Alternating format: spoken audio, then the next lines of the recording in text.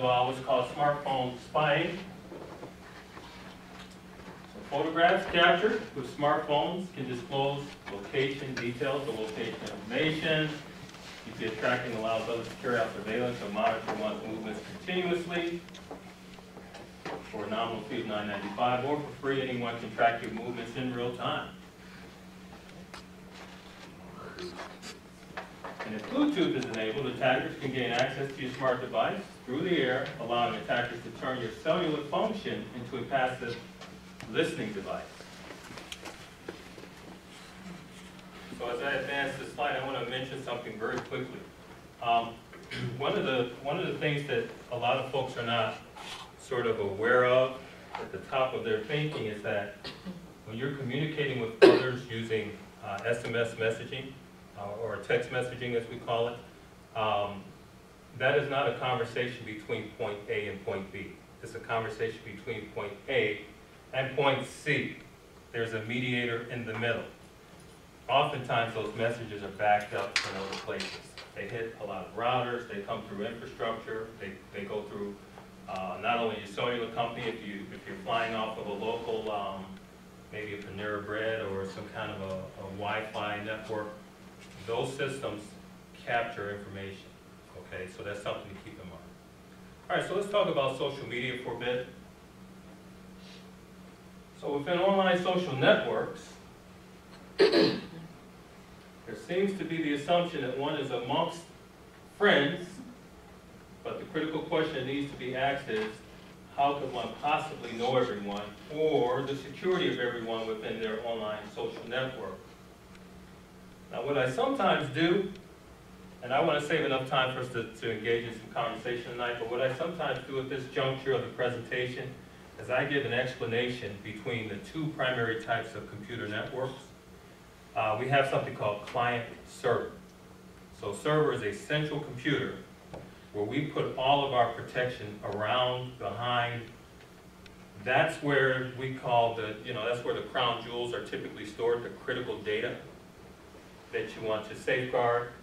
All of the machines that log into the server are considered client-side machines. In a peer-to-peer network, you can think of these little illuminated pads as peers. In peer-to-peer networks, every peer can operate as a client, but also can operate as a server. So that means that you here can provide files to this person, and they can do the same for you. Now here's the challenge. The client-server network, if you have some sort of a virus outbreak or some sort of an identified threat, the first thing we do as systems administrators is we go over to that critical machine, the server, and we just simply disconnect it from the network. That right there contains the damage. Oftentimes our workstations are expendable. The only thing we put all the assets into to protect primarily is the server. When you think about a peer-to-peer network, your security or your network is only as secure as the weakest link in that network. Let's say if this is you right here, and you're connected to this person here, and they don't see security the same way you do. They like to have their network open so they can be accessed by people, so people can find them, right? Well, by virtue of that individual having their network exposed, your whole circle of friends is actually exposed, because what that represents is an open vector in that network. So that's something to keep in mind. We talk about this in very clear terms when we're talking about computers, but when the computers actually become people, then all of a sudden we get amnesia, or we lose the fundamentals and we don't talk about what's going on here. So when you're doing social media, it's operating as a peer-to-peer network, okay? So we'll keep it moving. So social media. We're going to talk about Facebook because it's the number one. Actually, Facebook is almost about it's right on the verge of hitting 1 billion people in terms of active users. So Facebook member details become commodities to be sold to data brokers. Facebook is a major target for those seeking the extraction of private information or details. Facebook views member information as product to be sold rather than customer data to be protected. And Facebook is a one-stop shop for all law enforcement and U.S. intelligence agencies, and actually intelligence agencies around the globe. Interesting on it triggers some thoughts, I would say, for sure. How many of you have ever heard of a term called panopticon? Panopticon. Okay, so I would like to introduce you to this term. This was a term that I was unaware of until I engaged in some research, about 3 years worth of research on privacy and security. So we're going to look at panopticon. So panopticon is regarded as a circular prison with cells arranged around a central wall from which prisoners can be monitored or observed at all times.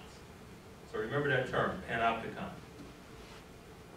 And maybe if you look it up on Google, you can learn more about a panopticon.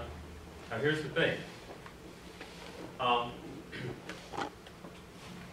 And I have a picture of what a panopticon actually looks like. Researchers, myself included, have come to the conclusion that we are really living in an electronic version of a panopticon. So an electronic panopticon is a technologically enhanced form of panopticon that embodies social, cultural innovations spawned by advances in database technologies, which allows for anytime, anywhere surveillance. So here's a picture of what a panopticon looks like. I don't know about any of you, but I've had some relatives that I've visited in prison. There were times where I remember one time as a musician, I went into a prison, and I believe it was like in the Lake Orion area, and I was there with Metal Lark Lemon from the Harlem Globetrotters. This was probably about 15, 20 years ago. Now, it didn't really look like this, but the basic idea is that the way this facility is constructed, so you could have an inmate right here, and they have a wall to their right, wall to their left, so it gives them very limited viewability from where they're located. But yet, where this is located, this watchtower, they have full access to see everyone, everywhere. We actually have an electronic version of this today. Any of us who have ever done systems, maintained, managed networks, we know where we are in the network tree, hierarchically. We can look down and see what everyone else is doing. One of the things that we're bound to, and this is something that's so critical for those of us who are part of professional organizations, is you have a code of behavior, code of ethics that would in some way constrain you to do the ethical thing and not be sort of nosy, peeking to see what people's conversations are about, that sort of thing. But the possibilities clearly exist, okay?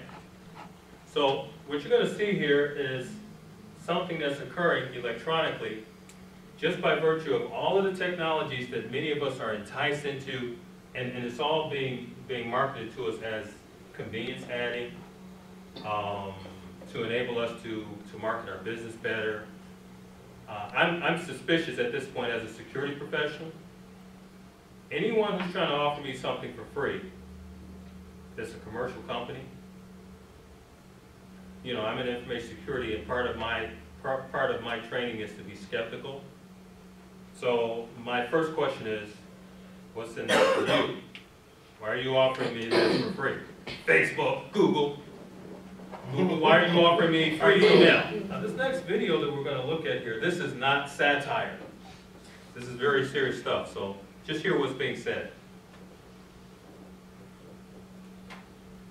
And social networking, what role do you think sites like Facebook and Twitter have played in the revolutions in the Middle East? How easy would you say it is to manipulate media like that?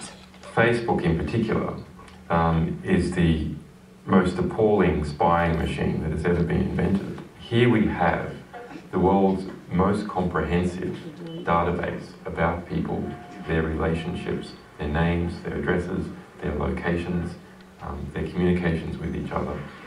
their relatives, all sitting within the United States, all accessible to US intelligence. Facebook, Google, Yahoo, all these major US organizations have built-in interfaces for US intelligence. It's not a matter of serving a subpoena. They have an interface that they have developed for US intelligence to use. Now, is it the case that Facebook is actually run by US intelligence? No, it's not like that. It's simply that US intelligence is able to bring to bear legal and political pressure to them, and it's costly for them to hand out records and one by one, so they have automated the process. Everyone should understand that they, when they add their friends to Facebook, they are doing free work for United States intelligence agencies in building this database for them. Okay, so now we're going to move on to social phishing.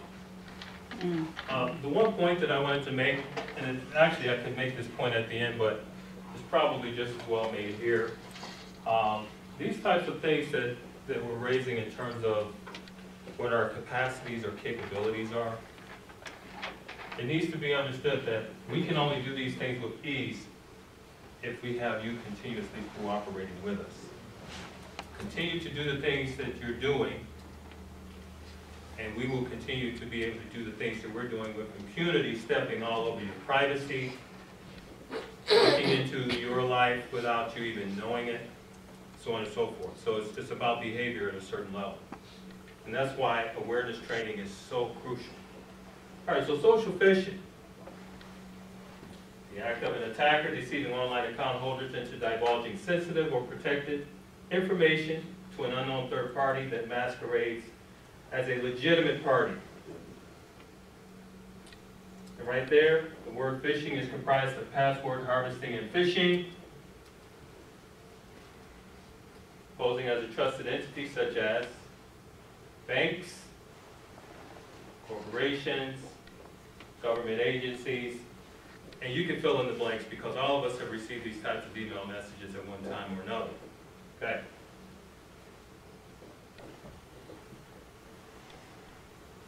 So social phishing is executed through manipulation of what we call skillful lying. The technical term is social engineering. Now, I'm about to write a book on this topic. I'm of the view at this point in time that there is a very sophisticated social engineering ploy being carried out on people around the world by what's regarded as completely legitimate companies. Google would be number one and Facebook would be number two. They do not tell you right up front what their intentions are with your information, but they make huge sums of money. There's third-party companies. If you go to places like Panera, Kroger's, they all have their rewards card, their loyalty cards, all of those types of devices. How many here have ever had somebody, some IT person or some best practice tell you to turn cookies off or remove cookies from your computer? How many have heard that before? Of course you have. Okay.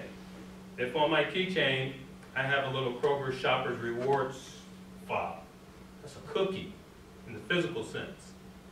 It tracks my purchasing behavior, and there's a company that pays Kroger's a considerable sum of money to get your purchasing behavior, okay? When 9/11 occurred, one of the first things the Federal Bureau of Investigation did is they went to stores like Kroger's and they showed them a national security letter. Kroger's had to turn over their entire shoppers loyalty database because they wanted to identify where all of the Muslims were around the country that were shopping at Kroger's, and any businesses that had those types of database collection instruments were approached by our law enforcement. Okay. Identity theft. An act in which an imposter gains access to key elements of one's personally identifiable information in order to reap personal or financial gain. The PII can be comprised of Social Security number, driver's license number, credit card or sensitive banking information, and your date of birth and your birth state is all that is required in order to deduce your social security number. Social security number is not a randomly generated number. It is an algorithm that's put together by a couple of pieces of information which helps them determine what your social security number will be. Now, I would like to encourage those of you who have inquiring minds, and I would suspect, because this is the National Society of Black Engineers, that would probably say most of you are folks with inquiring minds. I would encourage you to go out to Google and look up Alexandro Acquisti. So that's Alassandro Acquisti. Acquisti.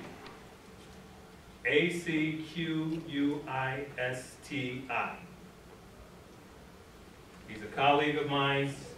He's a computer science researcher at Carnegie Mellon University. He's written quite a bit. He's written quite extensively on this topic of being able to deduce one's social security number. Has anyone ever heard of the Black Hat Hacker Conference that happens in Las Vegas every year?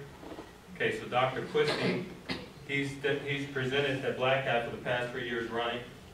And last year, he demonstrated a proof of concept where now you can take a smartphone, you can take a person's picture, and it goes right out on the web to a particular database and comes back with their social security number.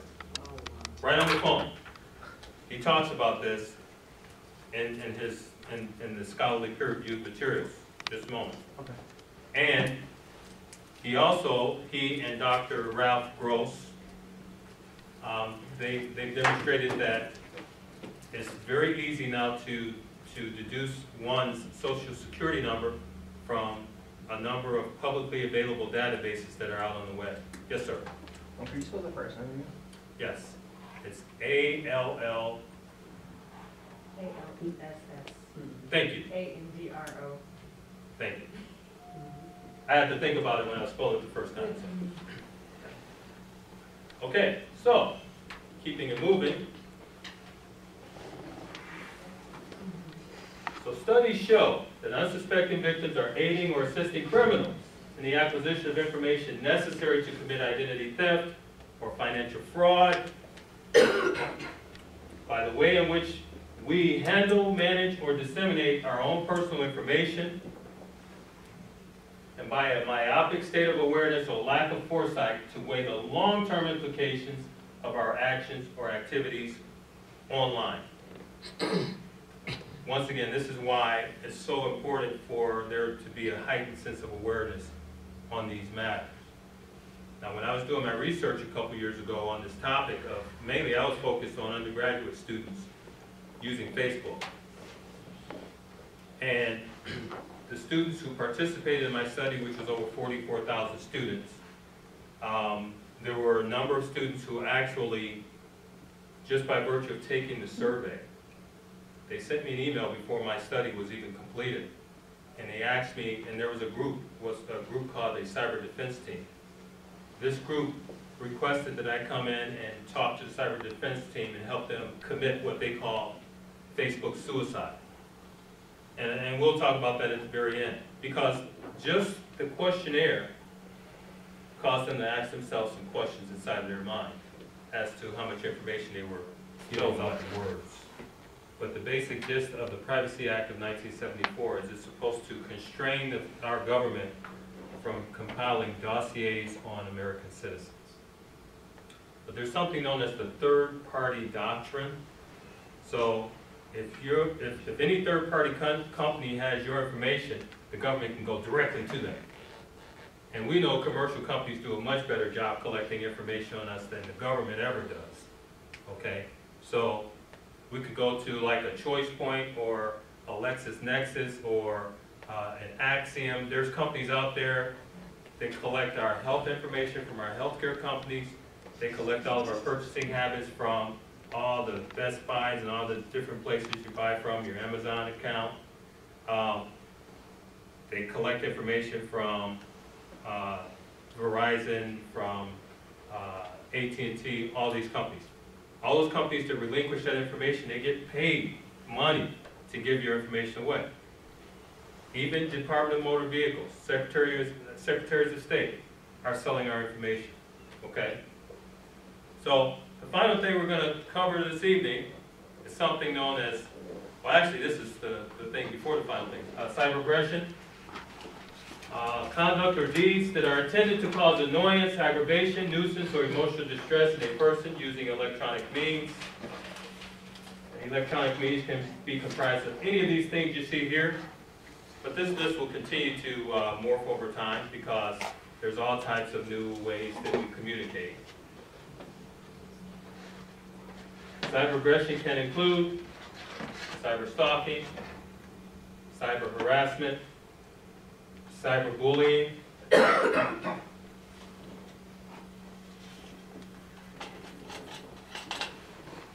so cyberbullying, constant annoying or threatening behavior carried out electronically. Cyber harassment, perpetrator aims to embarrass, humiliate, or terrify victims online. Cyberbullying, aggression committed to projecting a balance of power or strength within the electronic sphere, typically committed by children. So, now you can't see what's at the bottom very well, but I'll read it to you. So disclosing too much information on, and I put the word internet in there because it kind of ran out of space to write what I really want to write in there, but I always emphasize the fact that the word internet rolls off of our tongues too easily. When you say internet, you should just insert the word global network.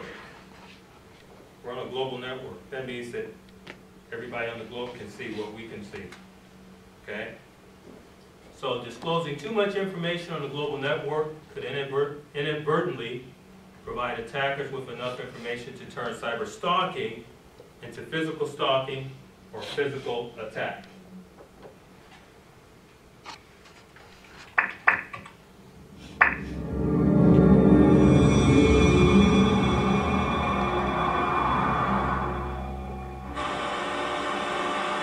Hey stranger, how's it going? Hi. I'm good, thanks. Haven't seen you around in a while. Yeah, I know, I've been getting stuff ready for the new house. I'm out of here tomorrow. Yeah, I heard you were moving. How's it going? Yeah, it's going really good. I just need to get out of this place, you know. It's just really wait for that drink. Sure is. It would have been good to get to know each other a little bit. Yeah, look, I was going to ask actually. Oh, sorry, it's my sister. I'm going to take it. No worries. I'll talk to you later. Hey, Sid, how's it going? I swear to God, you give him my number. God, don't you dare give him my number. And then what he said. Oh, we have to invite Sue and Steve on top date. Oh, we've got to get something really good. I have no idea. Oh God, we need a date for the wedding. Oh no. Oh, hold on a sec. Oh, you gotta be the gas meter. Come here. Yeah, it's just down there. Can you just check that it doesn't need servicing or anything? Because I just don't want the agents to bill me for anything extra. Yep, okay, cool. Yeah, I know. I'll just be back in a sec. Yep. I remember that. Oh my God, I remember that. We did, didn't we? Hey, I better go. I don't know how long this gas meter is going to be here, and I've got heaps to pack still. Okay, I'll talk to you later. Bye.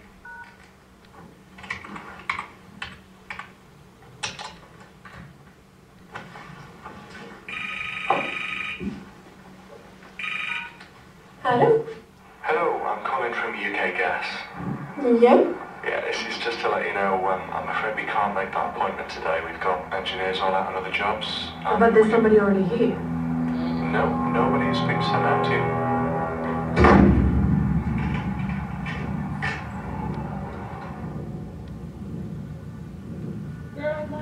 Hello? Sorry. Excuse me? What are you doing? You can't do that! See what I'm saying?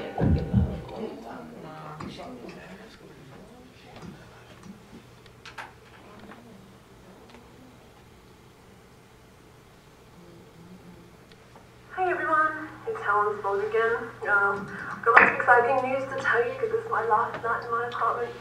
I've got the gas man coming around at 3 and the removalist coming at 6, and then later on tomorrow night I'm going out for farewell drinks to work. I miss you all, and I'll see you soon. Bye. I know that's kind of disturbing to watch, but this particular presentation is very effective for teenage kids who put a lot of information out there. I think is also beneficial for those of us who are adults as well. The last thing we will talk about today is erosion of privacy.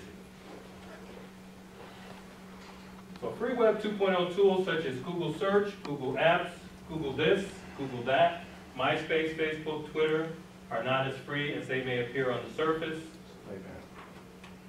Web users purchase these and other services with micropayments of their personally identifiable information. Many service providers have found ways to profit from personal information collected from users or constituents. And these practices erode personal privacy and inflict significant damage upon privacy as a fundamental expectation by consumers. If you really value personal privacy, go back to using a dumb phone. Fewer data leakage vectors. Number 3, if you must retain a smartphone for some specific purpose, turn off GPS, which is an element of location services. Turn off Wi-Fi and Bluetooth when not needed directly, which can be linkable to your physical vicinity. And be mindful of cellular spying. Power down, remove your battery at least once per week. Of course, our companies today have made sure you can't do that any longer. If you're using a smartphone, it's almost not possible to remove a battery any longer. Refrain from using mobile social software or MoSoSo. The primary purpose of this type of application is to disclose location coordinates. There's a term called Semantic Web, and there was a point where we watched this thing from that Riot Tracker software. The fact that they were able to see all the different places that this individual had gone. What's happening there is something called the Semantic Web. So now that we're in Web 2.0, moving quickly towards 3.0, and many of us are carrying devices on our belt or in our purse that's pushing information right out to the web. Essentially, our phones are now tethers. That's what they are. They're far more sophisticated than what someone would have to carry if they are on probation. It's giving out all types of information, including listening. Okay? The semantic web is where, as you move now, you're pushing information right up to the web itself. And those of us who manage the web, we collect that information. And for those who want to monitor your whereabouts, when and where you are, we relinquish that over to them because we're required by law to do so. And we can't tell you. If we tell you that we're doing this, we end up being prosecuted. So if you're out at like Somerset Mall or 12 Oaks or wherever, and you've got one of these smart devices with this application, maybe there's someone down on another part of the mall that's in your circle of friends, and your phone chirps and says so-and-so is nearby. Mm-hmm. Anybody know what I'm talking about? Mm-hmm. Okay, that's mobile social software. In order for it to tell you someone else is nearby, it also has to know where you are. And it can tell others where you are. Just understand there's someone at the top of that tree who's watching all of you. Okay, that's the way this works. Consider the possibility of committing Facebook suicide. Many people have done it and are still around to tell about it. The word free represents Web 2.0 newspeak for exchange your personal information for data collecting programs and services. Abandon all free applications and pay a nominal fee for email and other services that have a legal obligation to protect your data from unauthorized disclosure. Don't ignore the uncomfortable feeling that you may have felt in the pit of your stomach. There really is something that you should be concerned about when it comes to Web 2.0, social media, and smartphones. Understand that no one is coming to protect you from yourself, And my number 10 is the same as number 1. Become a human firewall, be smart, take action to protect your privacy. And at this point, we can turn on the lights and we'll take questions. Yes, ma'am. 2 questions. Yes. One, how do you feel about companies like LifeLock? How do I feel about companies like LifeLock? You know, there's a number of these types of firms that's popping up. LifeLock was one of the first. LifeLock actually does not fully ensure your privacy. As a matter of fact, our privacy can be compromised at more levels than just your social security number. And that's really the only place that LifeLock addresses. That being said, LifeLock has been hit with 2 class action lawsuits. Yes. Now, I was a part, you know, my wife and I were early adopters of LifeLock. I can't see anywhere where they've actually provided me any legitimate service to begin with. We weren't a part of them for very long, but a couple years after we had abandoned LifeLock, we ended up getting like a $10 check in the mail from a class action lawsuit. You know, so there's a company. It's called privacy.com. It used to be called privacydefender.com. They're very good. Okay, if you go out to privacy.com, here's what happens. Now, how many of you have heard of the Do Not Call registry? How many of you have gone to the Federal Trade Commission site and put your cellular, your home phone numbers in that registry? Okay, very good. If you subscribe to privacy.com, which used to be Privacy Defender, I believe it used to be called, back when I first subscribed to it, like about 4 years ago, it was like Privacy Defender. Now they've just shortened their name. What happens is they do all of that for you. Now you pay like 19 something per month. I just pay for it for like a year or 2 at a time and just don't think about it. And when it's time to renew, it just hits my credit card. But here's what happens. All of these databases that are out there, and there's always companies that's scouring to get your information in their database, privacy.com actively removes your data from these databases. And what happens in a very short time after you subscribe to privacy, a lot of junk mail that comes to your home mailbox stops. We wanted to go through, I do want to do a state of the region, so if Renee, you want to come up?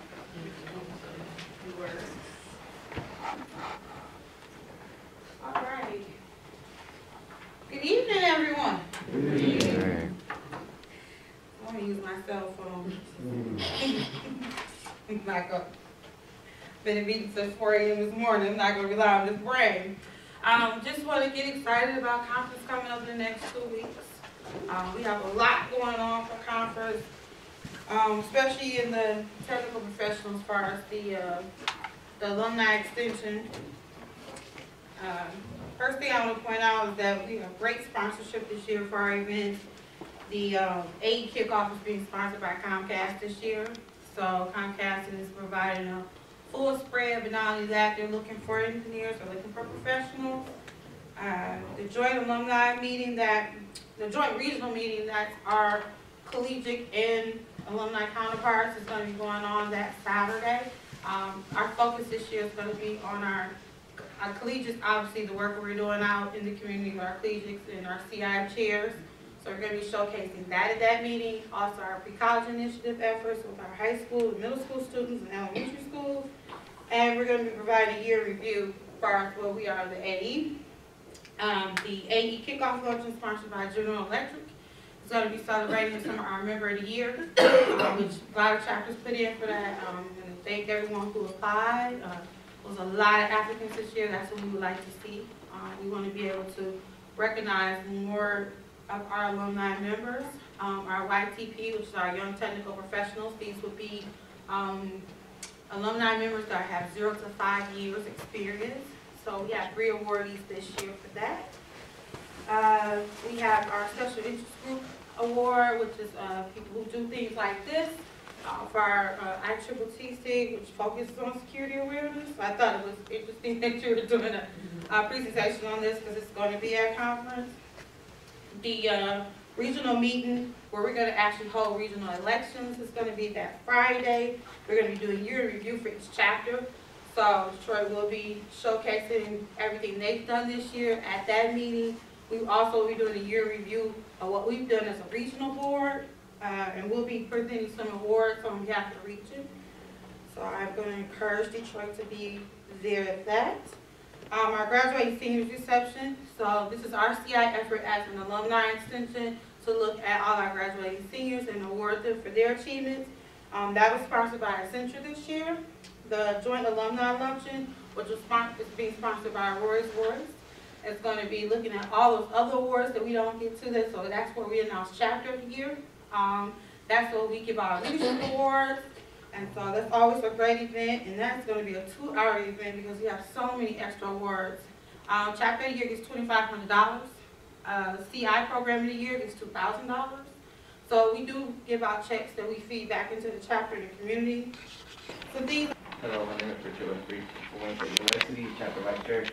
We're having a interviewing skills workshop in which we'll be doing mock interviews. It's actually on March the 20th, the Wednesday. It's from 7 to 9, and we're looking for potential people to actually come and do mock interviews for our students so we can get ready for a conference. So if you're ready to go, if you want to help out, feel free to, I'll be here a little after the meeting's over. Another chapter I'm going to be speaking at their year-end banquet is the University of Cincinnati. So I'll be there April the 10th, and likewise we'll be hosting a mixing mingle with the Cincinnati AE chapter while I'm there. So that's what I'm doing in April. Just some dates to remember for upcoming events. The Fall Regional Conference is going to be here in Detroit next fall. That will be the upcoming fall 2013. The professional development piece of it, we're now separate. We'll be in Atlanta this year. Next year's annual convention is going to be in Nashville, Tennessee. So there are more events to come. The one thing I forgot to mention is the summit, the AE Summit, which is going to be in San Juan, Puerto Rico. So that's going to be Memorial Day weekend. For me as a national officer, I'll be transitioning Ivy White, who's the incoming chair for Region 4, alumni extension. And I'll be moving on to be the professional development conference chair, so I will be hosting in Atlanta. So I'm the chairperson for that event. So there'll be more information to come on if you want to be on a committee with me and help start in that capacity. Basically, the Professional Development Conference is a conference where we look to professionally develop the alumni extension. So these are your certification workshops. And for those who are going to annual convention, the group that will be finishing up the certification workshops from this year will be finishing them at annual convention. So we try to get members so that they start a certification and that they can finish it and you don't have to do it in a week.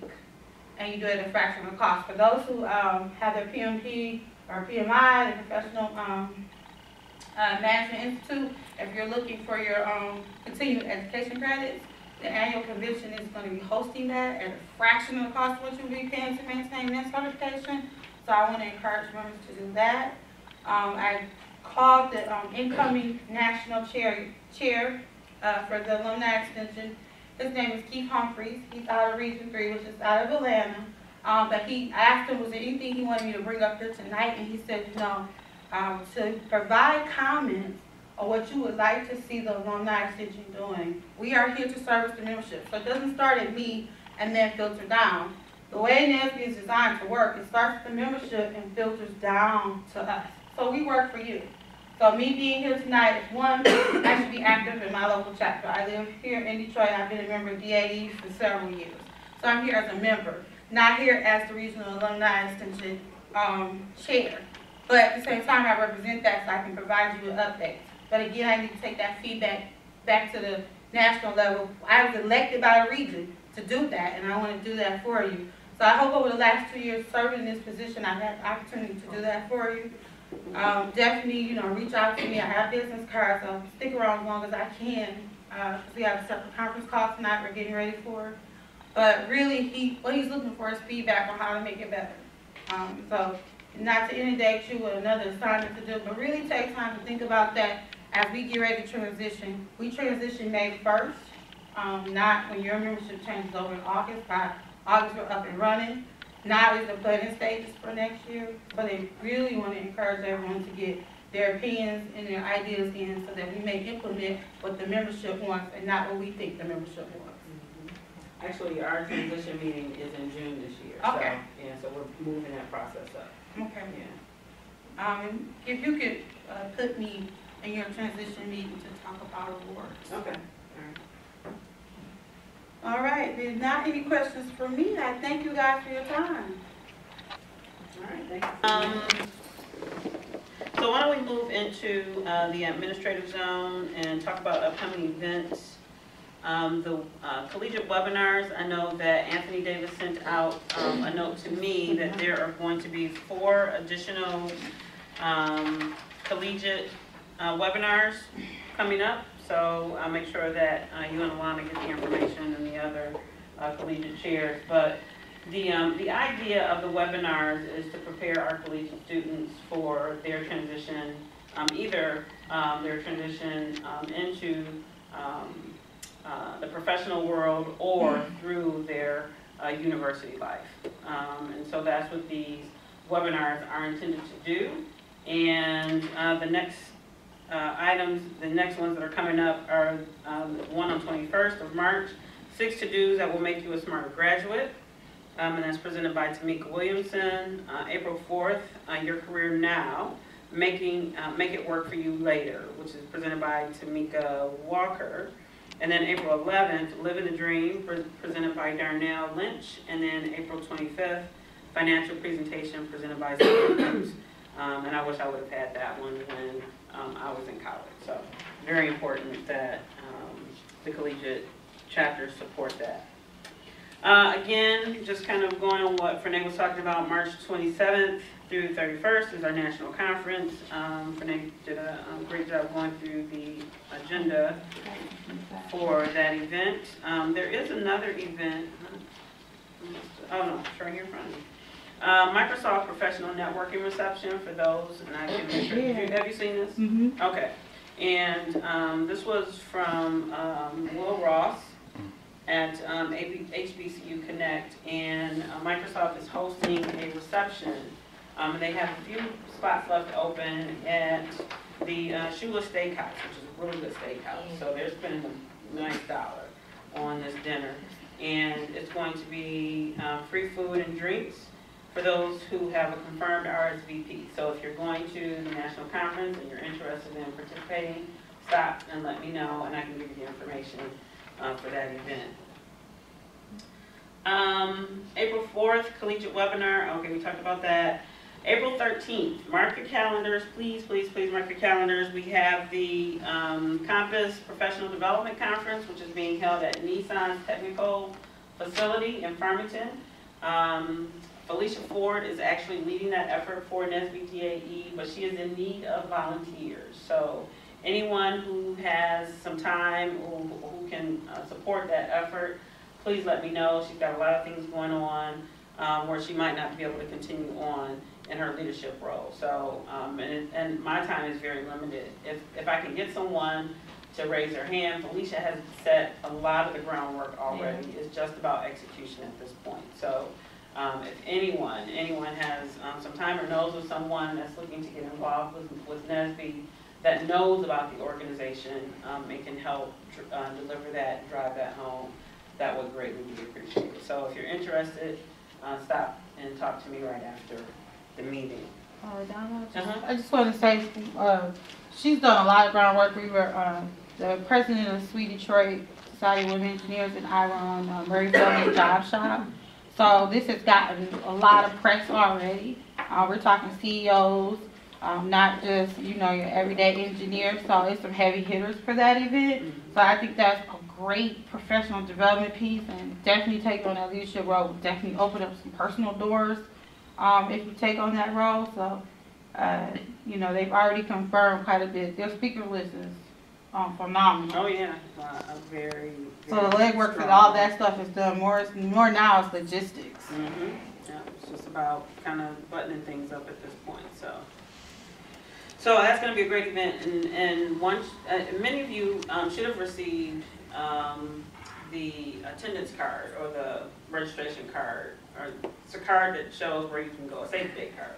And so you can go to the website and you can actually register. Monique has some back to back, so, out to everybody. yeah, so please. If you are paid, Okay. we have your address. Okay, all right, and so it sounds like the brochures will be coming out as well. Yes. Online registration open. And online registration open yesterday. Did you want to say any more about the event? No, because I mean, if there's more that you wanted to say. We really need volunteers. I am working on the registration committee, so I'm handling the registration table the day of. I need 10 people to help me man that, so anyone from our chapter who is planning to attend, if you could help me out, you know, from 7:30 to 9, that would be great. I would really appreciate it.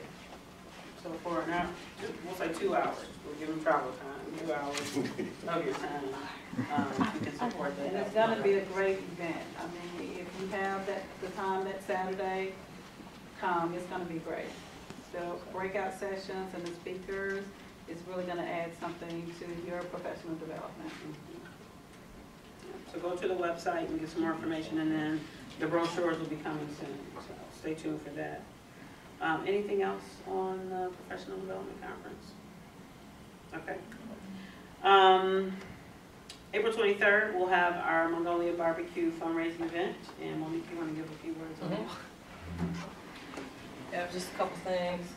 Before I start talking about the Mongolian barbecue, we do have some wonderful chapter shirts in royal blue to sell to you tonight. If you're interested, we have a few variety of sizes. We wanted to just sell a few just to see how they would sell. So if you're interested in buying a shirt and we have your size, come see me.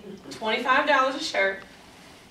If you're going to conference, or even if you're just walking around the neighborhood or walking around your you know, wherever you walk around, you know, you can advertise NSBE in a positive light, and you can have a beautiful blue shirt. It matches many colors, especially black or maybe light gray or tan. So, you know, you can wear that with many options of clothing that you may put, you know, on the bottom. Okay, so the fundraiser that we're going to have, kind of an annual thing we've been doing for about 3 or 4 years now at the BD Mongolian in Royal Oak. Finally, after badgering them 3 weeks in a row, trying to get this scheduled, they finally decided to let me have my date after I threatened that I was going to take my business somewhere else. So we finally got that marked for April 23rd. That's great. Tuesday, from 6:30 to 8:30, we will be guest grilling. Now what that means is, you strong, manly men that we have in-house, I need you to volunteer to be a guest griller. Now ladies, I'm not leaving you out, but you know those things they gotta work with back there, I mean, it's kind of heavy. I mean, you know, we don't want to sweat our hair out. So, you know, anybody who is available and would like to be a guest griller, you get your official BD Mongolian shirt. You gotta have a BD Mongolian shirt, right? So if you want to guest grill, and you know, pay your ticket too, and you can eat, you know, as much as you want. And the tickets will be $25 for an adult ticket, and the child ticket will be $20. I tried my best today to print out some tickets before I left my job. I'm a high school science teacher, long story. So how I got to that point. But anyway, my principal decided to put us out at 5 o'clock, so I had to hurry up and pack up and leave. So I didn't get a chance to print the tickets out yet. But if you are interested in reserving your spot for the fundraiser, please see me, and I will get your money, give you a receipt, and I will, you know, reserve your spot, save a ticket for you, so that we can get all that prearranged ahead of time. Email will go out, okay? So when you see BD Mongolian fundraiser, don't look at your email and say, oh, another one. Please just open it up and be like, well, if you want to pass it along to others, invite your family, friends. This is family friend, kid friendly. Anybody, you see people down the street, hey, you look like you need something to eat, come on in, you know, have them pay some money, of course, and they can eat with us. Fellowship, fun, and frenzy at the Media Mongolian on April 23rd. So, if we have your email address, and please sign in on the sign-in sheet to make sure we have your information. We will send you information about it. And if you want to get your pre-advanced spot, please see me.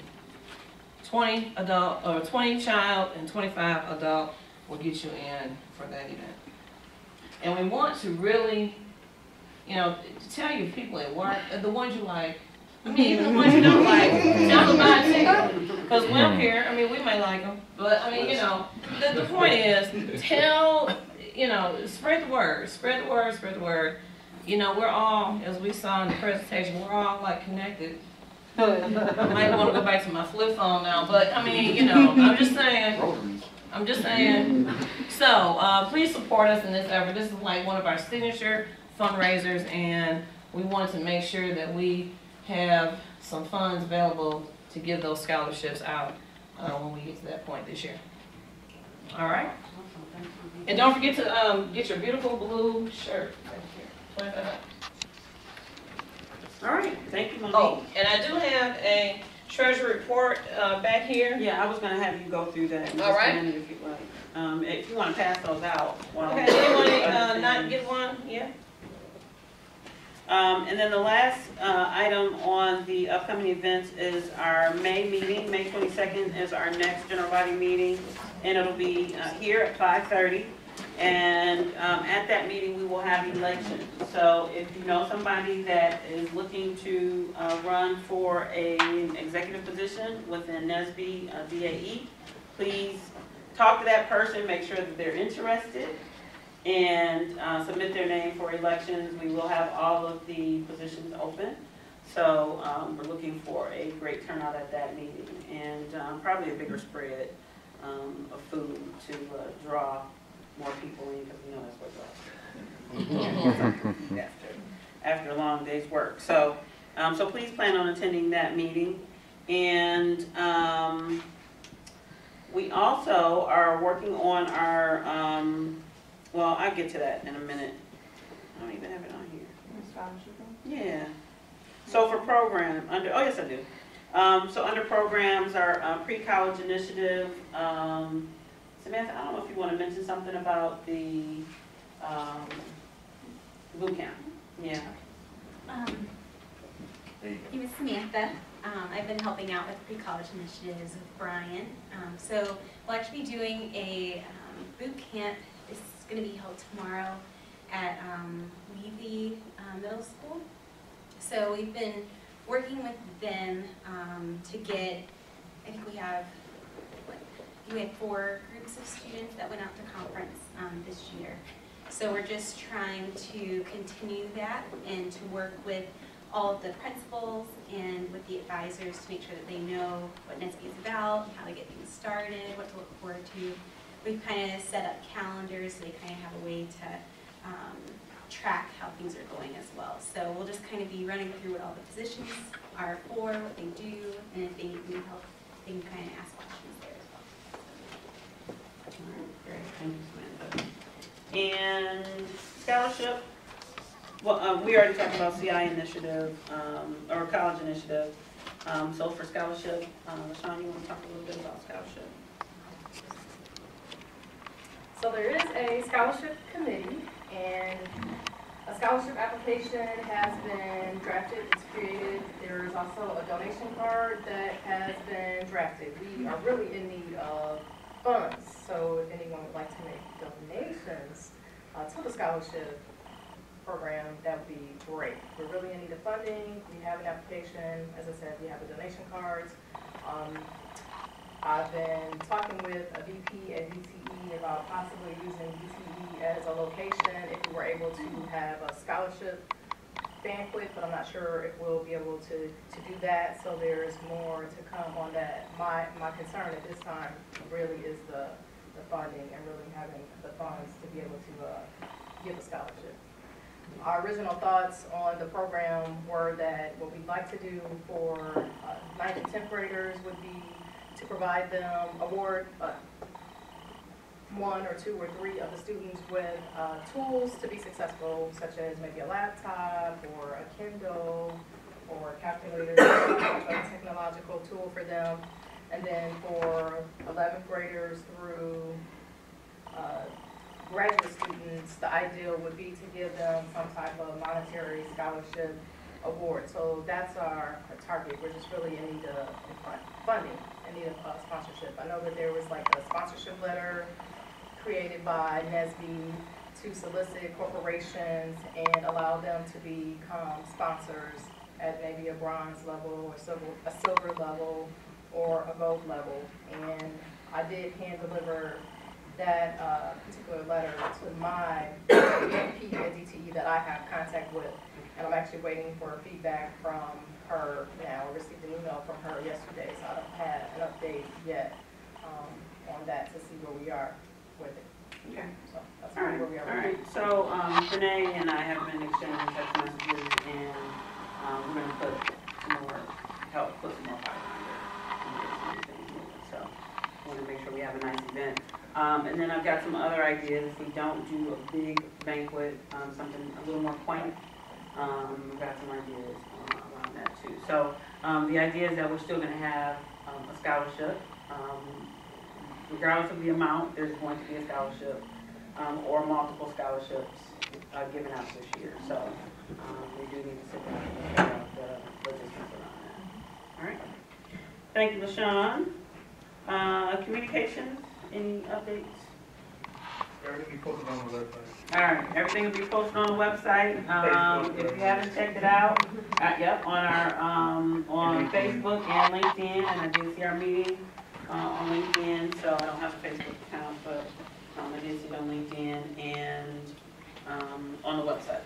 So if you haven't had a chance to take a look at our new website, please go out and take a look. It's great. The team has done a great job at designing and populating the website with all the information. So take a look at that. And then, so our treasurer just walked out. Membership, any updates? Hi, I'm Oliver, the membership chair. Right now we are close to having 30 paid members. So if anyone's not paid their dues and signed up, today could be the day. Membership is important because your dues help us do what we do. Help us fund, feed you, to go towards our scholarship fund and things of that nature. So we have applications here available, so if you haven't grabbed one and make you a member. All right. And executive board members do not get paid. We are volunteers. Just want to let you know. So don't, think that we're squandering your money on pay, because our time is free. So so please consider, if you haven't paid your membership, please consider that and see Oliver after the meeting today. Can you see Monique at all?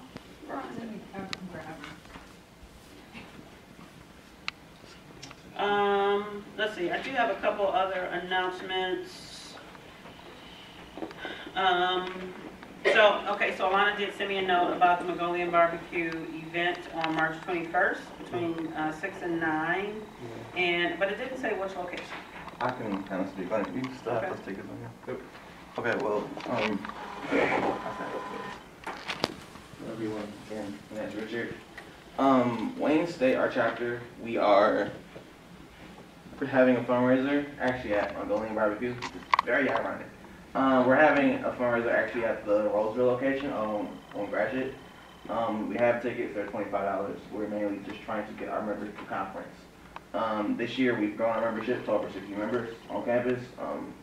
Probably one of the most active organizations in the College of Engineering. And we're continually trying to grow to support our on-campus funds, our people going to conference, our travel, hotels, et cetera, and ultimately setting our e-board in stone and getting everything financially stable for next year as well. So we want to reach out to the Detroit Alumni Extension.